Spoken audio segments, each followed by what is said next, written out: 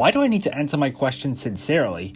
Yeah, to determine what Pokemon I am most suited to become during the playthrough, but even when your Pokemon is determined from the answers you give, you can still deny it and pick whatever you want, unlike in the original Red and Blue Rescue team. So, in a way, this whole process is kinda pointless. Also, the questions are randomly picked from a pool of around 50, and not counting the question where you're asked if you want to play as a boy or a girl, you are given 8 of these questions from the pool at random. So, even if you did this quiz once before, then chose to do it again and answered honestly both times, your outcome can be completely different on both attempts, giving you an entirely different Pokemon based on what the game considers your personality from your answers. I will give it this though, this does describe me pretty well. Aside from the part about being popular, I'm at 2.6k subs at the time we write this video. I'm not that popular. How does the main character not realize they have become a Pokemon immediately after regaining consciousness? I think being at the height small enough to look at a tiny Skitty head on and being able to fully understand what she is saying are two good enough indicators to realize that something is off. And this can apply to Pokemon that stand on all fours, like Bulbasaur, Eevee, and Mudkip. If you regain consciousness and realize you were standing on all fours for the first time, would that also be enough to realize something is different about you?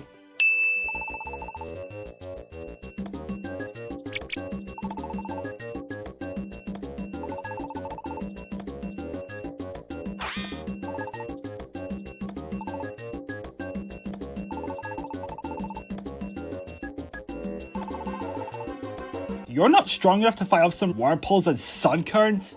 You're a Butterfree! You should at least be level 10, minimum, unlike the Pokemon inside Tiny Woods. Something I'm kinda curious about is, where does your partner sleep if this base is reserved specifically for just the player character? The only other place that I know of where Pokemon on my team can stay at are the camps, which I do not have access to right away. So Skitty, or Meow in this case, where the heck is this base that you stay at? Ladies and gentlemen, I give you the scrapped Magnemite evolution, Magneduo! The only visible hands Magnemite has are 2 magnets. How does it carry around apples and berries without dropping them? Coins, I can understand that because of the whole magnet thing, but the other items need an explanation. Dugtrio? I know your child is in danger, but instead of just digging into my base, you could politely just show yourself outside the base and call me over, because I don't have a door to knock onto. Also, Dugtrio jump scare. Kind of. Again, why didn't you just do this the first time instead of just breaking and entering someone else's property? Hopefully, your son doesn't learn that this is the proper way of entering someone else's house. And one more thing, why didn't you come with us to help rescue him? He's your f***ing son! I honestly kind of find it funny that Skarmory here, a flying type Pokemon, is afraid of earthquakes. If it's only lack of sleep because of the disturbance caused by the earthquakes, I'd understand that. But again, you're part flying type. Just stay in the air and wait for the earthquake to settle down.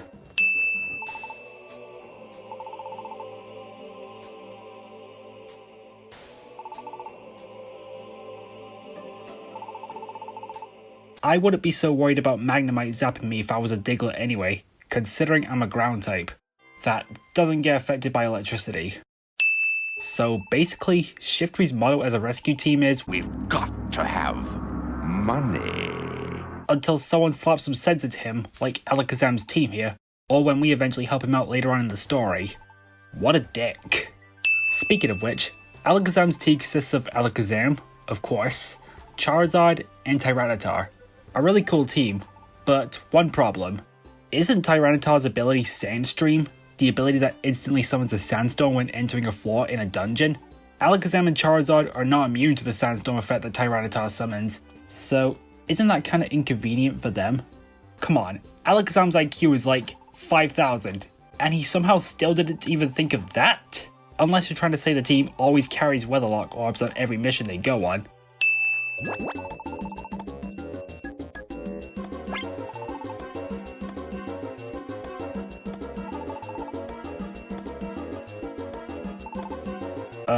Gengar and Co? I'm pretty sure I've only got like 1 rescue job offer in that mailbox. What do you mean you'll have them all? And how do you expect me to take you guys seriously and your conquest for world domination when your team name is Team Meanies? Not only is the name stupid, but the only one on this team I can actually take kinda seriously is Gengar. Medicham and Ekans, nada, because Gengar is like the only one that puts my team through some serious shit later. We're far away from this point in the game now, but at some point, we have to rescue Medicham, whom alongside Ekans went into a dungeon without Gengar knowing.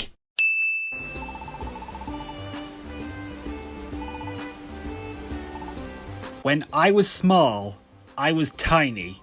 That's like saying when I was 8 years old, I was very young. I mean, duh. Of course you were.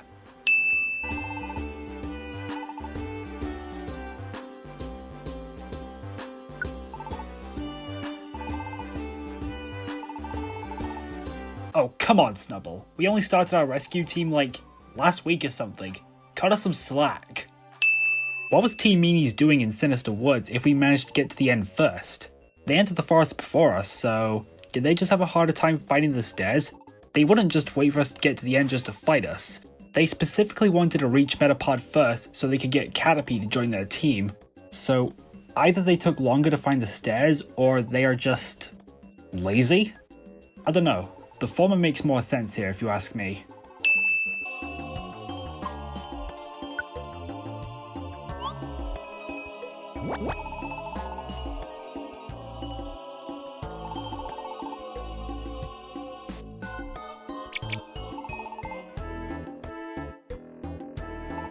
Exactly! Oh. God damn it, Meow.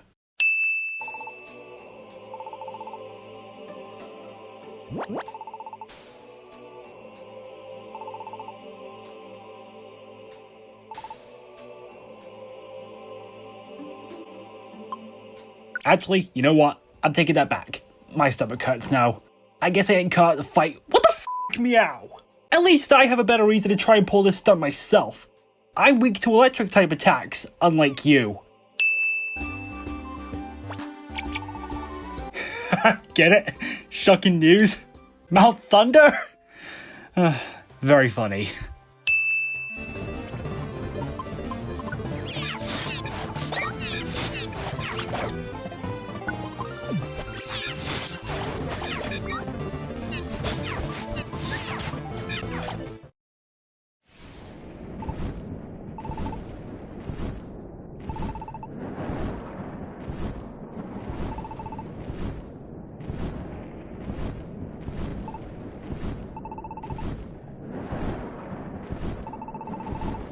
Spoiler alert, I did almost the exact same thing the next time I fought Zapdos in the post game. Blizzard is a busted move, no matter what Pokemon you put it on.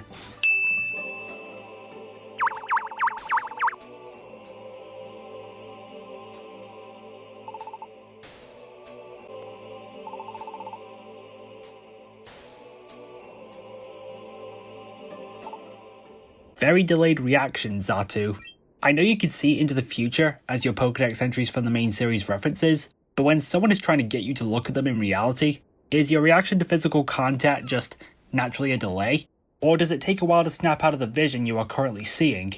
And FYI, I think it is reasonable for me to point out Pokédex entries from the main series in Mystery Dungeon, since we do see not long later that it's brought up that touch of the tail of a Ninetales will curse whomever touches it, which in the story Whiscash tells was a human. Although this does bring up the question, if humans are a part of the Mystery Dungeon world, how come we never see one? Because in the next game, Explorers of Time, Darkness and Sky, it is stated that the MC is a human who had an accident travelling back in time, which resulted in their transformation into a Pokemon, meaning that human was already part of the Mystery Dungeon world, since they came from a ruined future, which you do visit during that game's story. The only time we ever really see an actual human in any Mystery Dungeon game is the silhouette at the beginning of Gates to Infinity, but that's really it. If this is the world of Pokemon, how come Pokemon in this world are aware of what humans are and the idea of Pokemon trainers, despite them being barely present or just not present anywhere at all? And also, God of War mentions later that the human who she took the curse for before the human fled was a Pokemon trainer, so we just somehow never see one in the flesh, despite many Pokemon knowing what they are.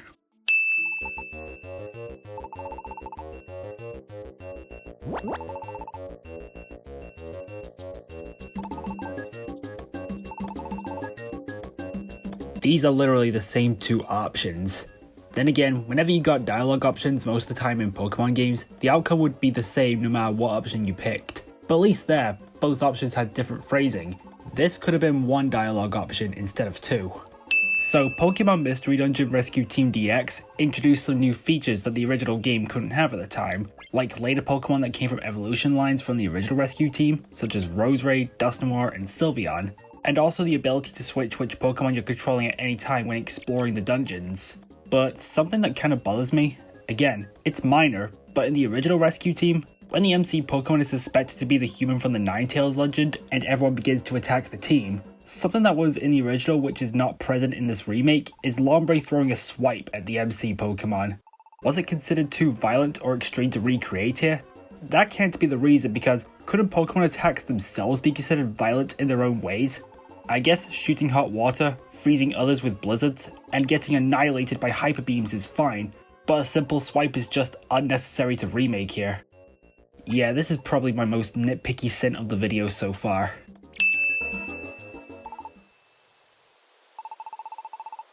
I think weird is an understatement, Meow. The Pokemon in town went from worked up to wanting my f***ing blood spilled on the ground because that will save the world. The only upside to all of this is we're getting a head start on this upcoming chase, but as of now, we're 100% screwed. This is honestly pretty funny to me, but this makes me wonder, do the Pokemon in the square operate under 24/7 shifts? I can still buy items, build camps, access my storage, link moves, and deposit my money, despite everyone operating these services being asleep. The only exception to this is the Makuhita Dojo, but for everyone else, I'm not sure whether I should feel concerned for them, or feel impressed because of how dedicated they are to each of their services.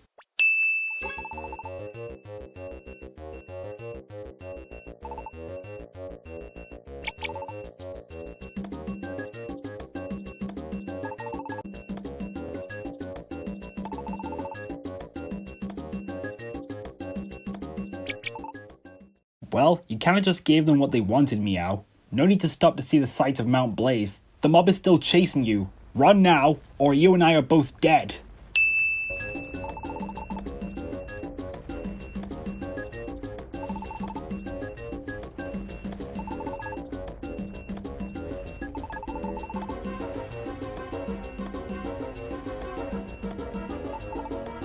They went to Mount Blaze. Were you not listening 10 seconds ago?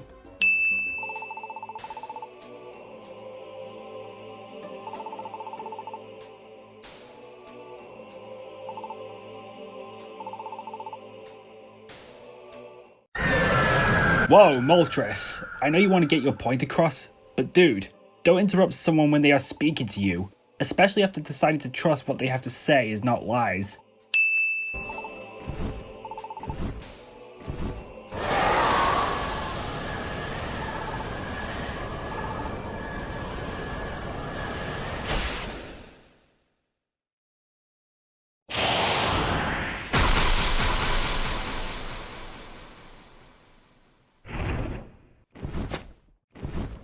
Absolute Ex Machina. Although, considering he was following us during the journey throughout the Frosty Forest, would he have just not jumped in at all to save us if Articuno didn't decide to just obliterate us on the spot? Actually, considering he does get through to Articuno here, why didn't he tell Articuno ahead of time about what was going on and our presence in the forest being coincidental? This is more of a nitpick than anything. Yes, I'm gonna nitpick again for a moment here, since this time it involves Pokemon in general. But you know how we all thought Rotom was a legendary back in Gen 4, since you could only find one of them and it had the legendary Pokemon encounter theme when you battled it? Well, since Ninetales here is described as a legend and it isn't classed as a legendary Pokemon, yeah, that's essentially this whole sin. It's unlikely that someone was tricked into thinking Ninetales was a legendary Pokemon because of this game, even back when the original Red and Blue Rescue Team released, but it probably happened to at least one person out there. How it could have happened though? I'll let you be the judge on that.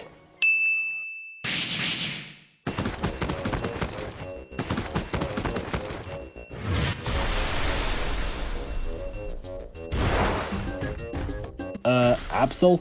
Alakazam is a psychic type. You can take him. Let me handle Tyranitar.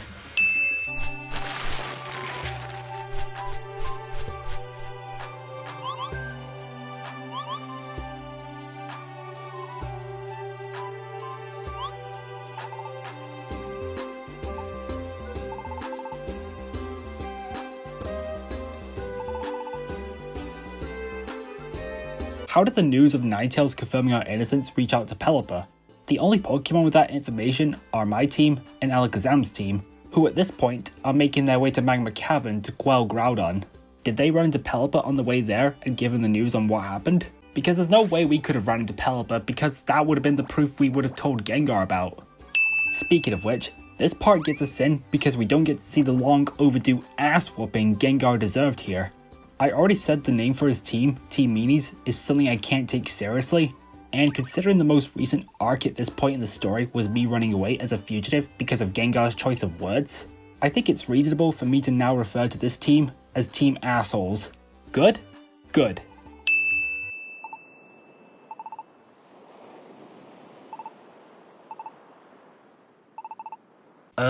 You can't actually swim, Dugtrio, because you can't learn the move Surf. Are you lying to your son just so he could give you some sort of ego boost or something? Let's do a quick rundown on the boss fights we've done so far. First boss was Skarmory, the second boss was Team Assholes, and the next 3 bosses which followed was each of the legendary birds consecutively. How did we go from this trio to this trio? And these guys still have the nerves to give me shit by looking at me? Oh, you 3 don't know any of the crap that I went through prior to coming here. But the way you speak to me, it's gonna make my victory all the more satisfying.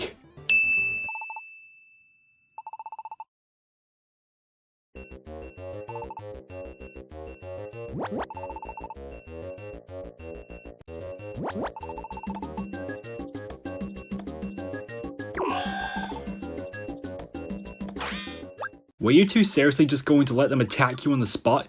You beat them easily like 2 minutes ago.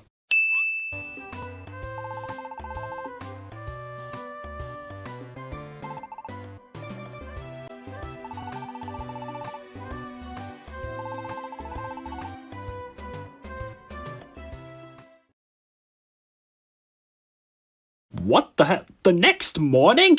So, no progress was made on the base the previous day because the Mankey Gang was too lazy and my team couldn't be bothered to search for more chestnuts at all until the next day. I picked one up in Uproar Forest, which was still in my toolbox at the time. Why didn't we just give that one to the Mankey Gang instead of just letting them slack off the entire day?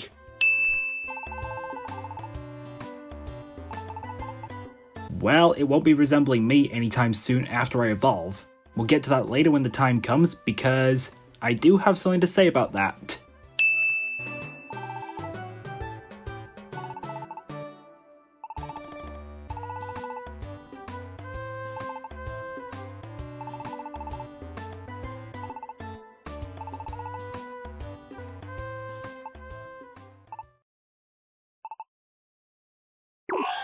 Oh, you motherfuckers! This is how you respond after someone says thank you for your labor in exchange for chestnuts? That would be like if I spat in my boss's face and wrecked property within the company after receiving a paycheck, and yet they still got chestnuts after they were calmed down? Yeah, even though they help with the base, I honestly do not like these frustrating little brats. Hello? Lombre? You do realize I'm pushing you to another screen, right? Are you not going to do something about it? No? Okay then.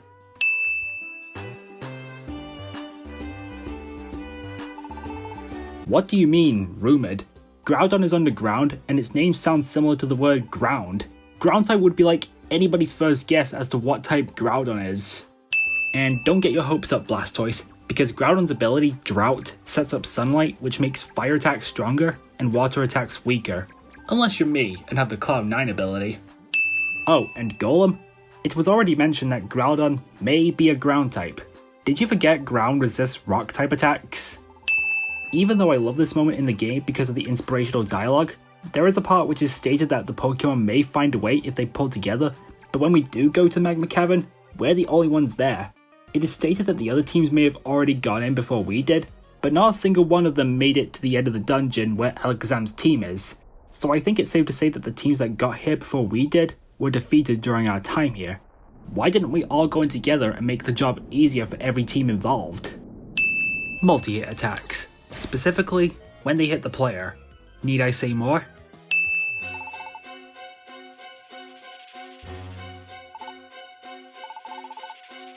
No you won't, Charizard.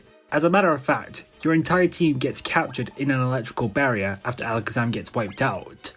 Although, how? I can understand Zapdos being able to possibly do that because he is an electric type legendary Pokemon, but how can Groudon do that?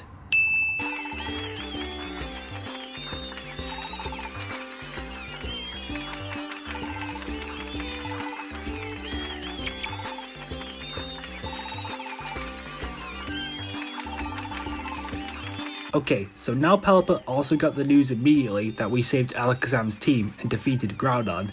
If he can get the news of my innocence in record time, and also our heroic actions in record time, there's no other way to put it. Pelipper has been following us from the sky the entire time. How else would the news about what we do just come out like that, without us saying a word about it at that moment in time?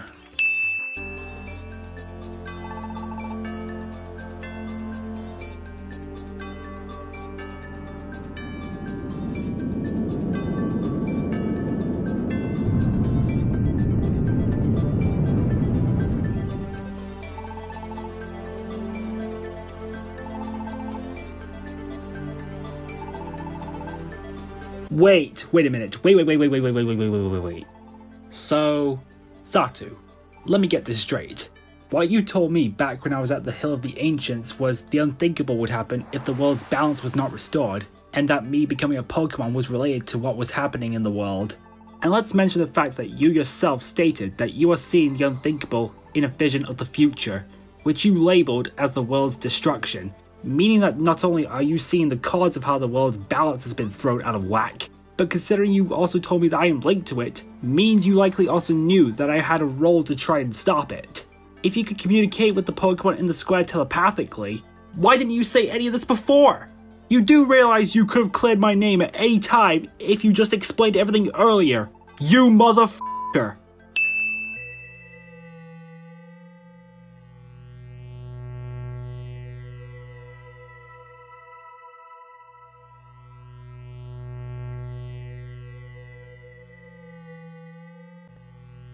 Team asshole leader breaking and entering. And yeah, this is pretty grim.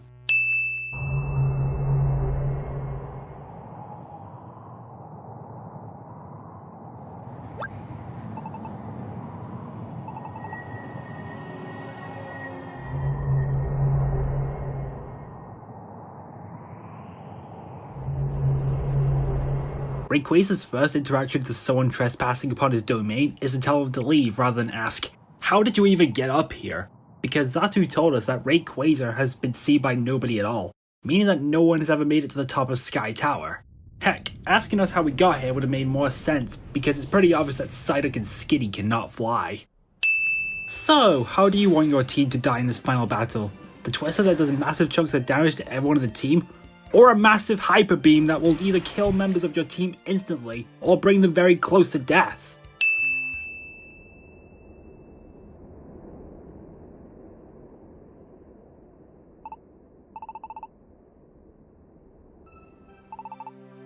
Yeah, somehow. We got swallowed up by the star's explosion at the top of Sky Tower, and Gengar somehow managed to get us back here after we presumably died. Considering Gengar helped with making the teleport gem, showing he is feeling remorseful for his past actions against us, I can buy the fact that Gengar saved our lives here. I just want to see from his perspective on how he did it, so it would make more sense to me. Considering all we see is he drags us as a spirit in limbo, which I don't know how he got here, and ditched our said spirit in what looks like nowhere, because, well, it's limbo. But back in reality, it's the Hill of the Ancients. How did you do it, Gengar?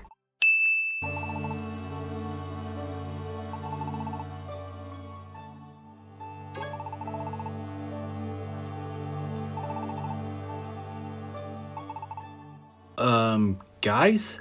I don't know about that. I know Lombre is quad resistant to water type attacks, but didn't someone mention Blastoise's water cannons can punch through iron? I think shooting anybody here with those cannons would be a terrible idea.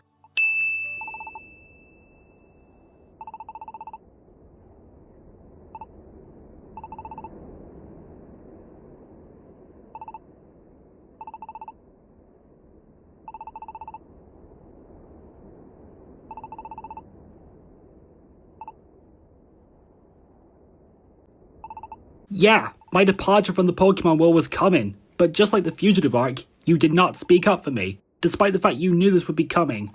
I think having to leave a close/best friend, or a lover, it's very difficult to say out loud to them.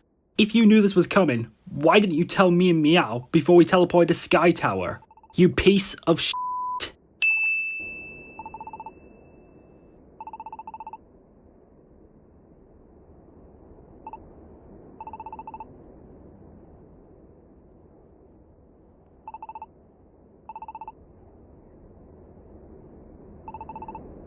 Exactly, Alakazam. And one more time, this apple-headed dumbass chose not to speak up when I really needed him to. Xatu, you are now my least favorite Pokemon from Generation 2. I hope you're proud of that title.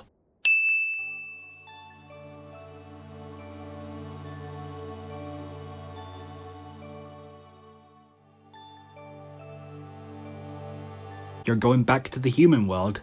Isn't that what you told everyone back on the Hill of the Ancients?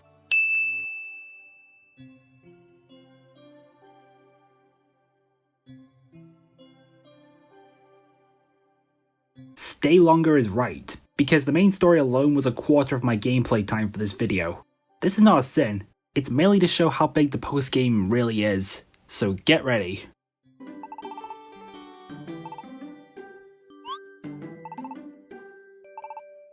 This is not the case for my playthrough, but this line of dialogue does not make sense at all if your partner Pokemon is Pikachu, considering he is an evolved Pokemon himself, which likely means he met the conditions he needed to become a Pikachu as a Pichu before the beginning of the main story. Did he evolve at another cave similar to this one? Or did he evolve at this exact same cave before it got sealed by the world's balance falling out of whack? And how much time do you think passed from when Pichu evolved into Pikachu and the moment he first meets the MC Pokemon?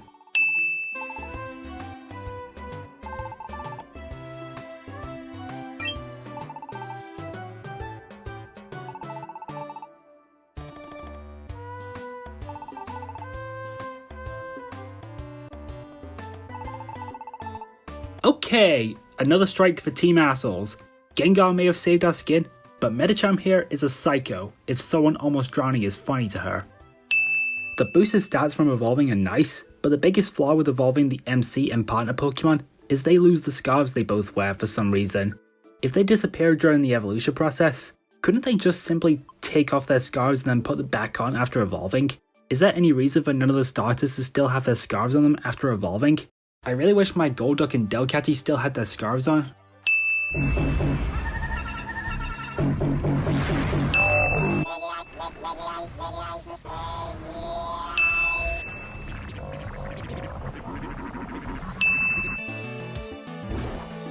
Oh, that is such a massive f***ing cheese this game just pulled on me. I know that Ditto's whole thing in this game is to disguise itself as an item to trick you, but it honestly feels like a punch to the gut when you take into account that it's the strong foe that appears in Buried Relic. And I cannot recruit it because I do not have the friend bow. And that's likely why I'm deciding shiny Pokemon in this game are a sin, mainly because of the fact you can encounter them at any time within a dungeon that features a strong foe, and you will have no way to recruit it because of the fact that the item that makes recruiting them possible, the friend bow, is only accessible at the end of one of the post-game dungeons, Solar Cave. So, fighting a shiny before defeating Rayquaza for the first time really sucks. It didn't happen to me during the making of this video, thankfully, but I do remember running into a shiny Ampharos the first time I played through this game back in 2021, and I still didn't beat the main story at the time, which, yeah, that stung a bit. But since I'm here in Buried Relic, let's discuss the special Pokemon that can only be found in this dungeon, Mew. Once you defeat Regirock, Regice, and Registeel for the first time, you collect the 3 parts each of them were guarding, which forms the music box, which now makes encountering Mew possible, but there's a catch. As you would expect, Mew is very hard to find, and it has a very low spawn rate in the floors Mew can spawn in. Buried Relic is a 99 floor dungeon, and Mew can only spawn in 5 of those floors. Thankfully, it's not random where Mew appears every time you enter the dungeon, because that would make Mew next to impossible to recruit. As for what floors Mew could spawn on, Mew can be found on floors 40, 60, 70, 90, and 98. And the best way to find Mew when entering those specific floors is to go into either a large room or near the stairs and just wait there until the wind starts coming in, which will blow you out of the dungeon because you stayed on one floor for too long. When you do find Mew, however, you've got to get the last hit on him just for a chance that he will join your team, but there are also ways to increase your chances of getting Mew recruited. The previously mentioned Friend Bow, the move Fall Swipe, the friendly and squad up rare qualities, and the item Inviting Orb, which all give the user higher chances of Pokemon becoming recruited. But even if you have all those, there's still one thing you may be missing, because nowhere in the game tells you that this is what you need to actually keep Mew recruited once you're done in Buried Relic. Mew can only stay on the final island camp, which, unlike nearly every other legendary / mythical Pokemon in the game, you need to purchase from Wigglytuff back in the square. So if you go to Buried Relic before purchasing Final Island, too bad, too sad, no Mew for you.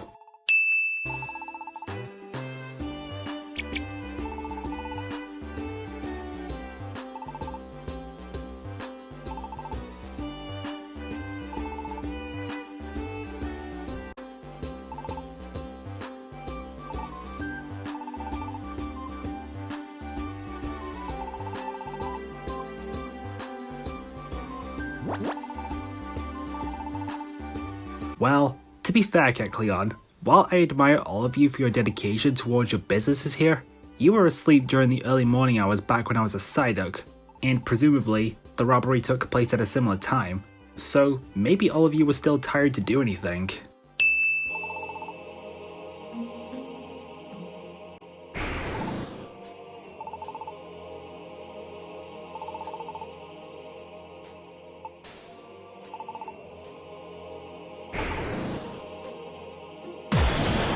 Is it me, or does it look like Blastoise aimed at Charizard with his first shot here? He was directly looking at Charizard when he let out his angry roar before firing his water cannons in the exact same direction he was looking in. How is Charizard unscathed? Because judging by how close they are to each other in terms of distance, there's no way Charizard had enough time to dodge the blast.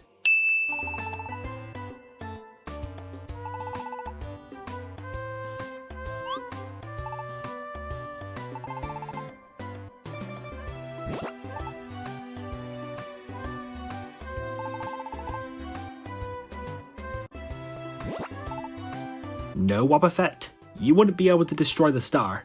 Even if you use counter, the impact of said star would likely just end your life in an instant.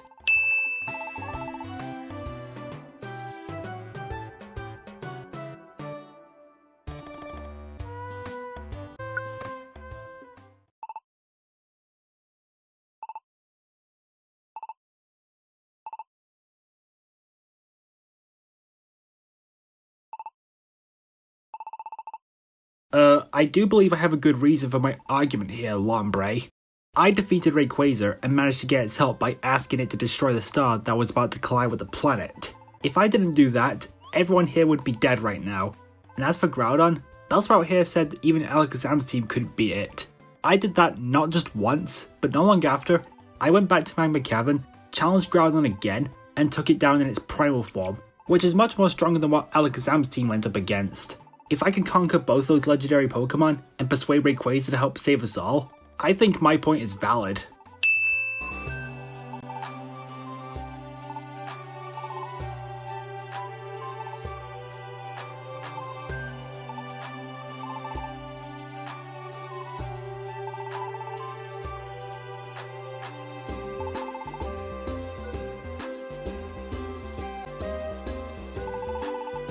And yet you still gave up on fighting Ho-Oh and left everything to us. Even if we did inspire you to resume your travels and continue to try and push past your limits again, you could have just came with us on this whole quest and we could have helped not only making your dream come true, but also being able to see Ho-Oh in person. Wait, Sky Tower? How did a Meowth get up there? The only known way up to Sky Tower is through the use of the teleport gem, which is only in my possession. So, this job needs to be explained.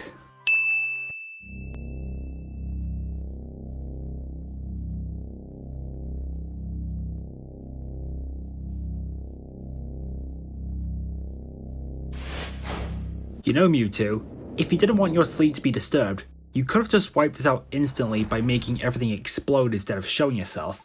That method worked on Charizard and Blastoise, and they didn't give us a heads up about it. So that same method could have been equally as effective as it was before. I'm giving this moment of my run a sin because it's not just the fact I got knocked out by a Togepi of all things, but it's how I was knocked out. All I can really ask is, what are the chances a Pokemon uses Metronome, gets the move Horn Drill, and actually lands it. Just, what the f***?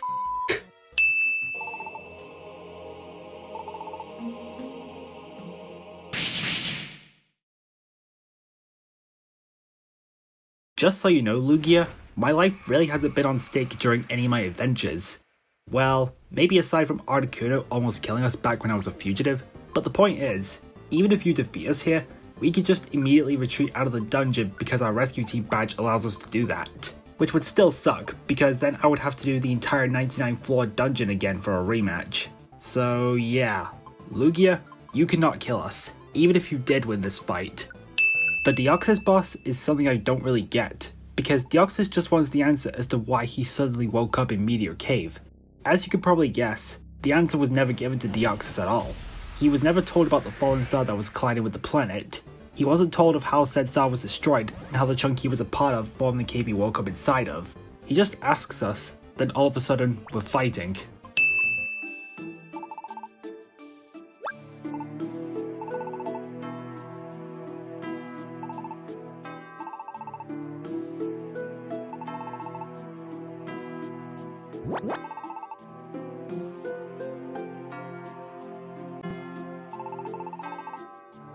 Whoa. Hey, Gengar, don't I get any say in this? I chose to escort you up to Mount Freeze so you could speak with Ninetales. Don't even think about forcing me to fight Ninetales just because you said so.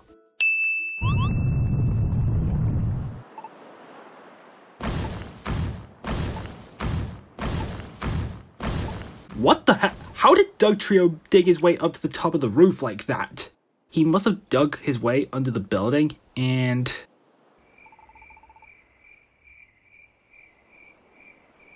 I honestly cannot think of a reason as to how he got onto the open roof. If you could think of a good enough reason as to how he got there, let me know in the comments below because I'm stumped.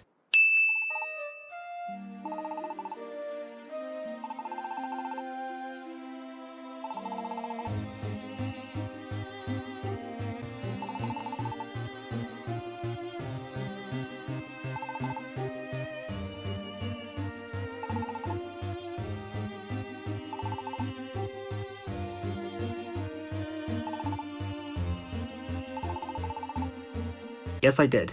And even if you now learned your lesson, I still can't forgive the fact you had the entire square turn on me and want to be dead in order to restore the world's balance, back when I was still a Psyduck.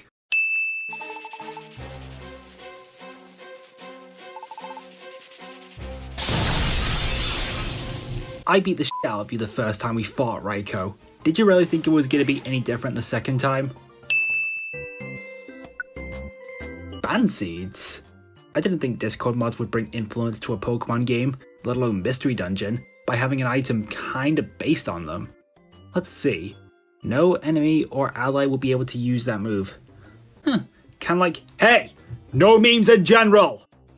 So, Jirachi's whole shtick is it will grant any wish to whomever wakes it up, which in order for us to do here, we have to battle it. But theoretically, if one of our Pokemon knew the move Wake Up Slap, shouldn't that just wake Jirachi up instantly? Considering the move's effect does more damage on sleeping targets at the cost of waking them up. Wait, what was that? What do you mean Jirachi doesn't have the sleep status during the battle because it's awake during the fight? It was shown sleeping before we transitioned into the battle. Did it just magically wake itself up then fall back to sleep after we beat it? Then wake up again 10 seconds later to then grant a wish? On the upside though, Jirachi is now part of the team, and I also got something good from Jirachi. What was it? Wooper. A cute whoopy boy has joined the team. I wish this was the note I could end on, but there's still one more dungeon left. Purity Forest. Something I did prior to going to Purity Forest was take rescue missions to potentially increase my rank after beating the dungeon and recruiting Celebi, which is the Pokemon that will join your team after beating this dungeon. I took 5 jobs in Purity Forest, beat them all, and despite the fact I rescued the Pokemon I was requested to find, if you faint in a dungeon, well, sucks to suck, because you don't even get the rewards or rescue team points you should have accumulated from completing the missions if you faint in the dungeon. Why? I secured the Pokemon's safety and completed the jobs. Isn't losing my items and money I got during the 90 floors I explored here not big enough for punishment?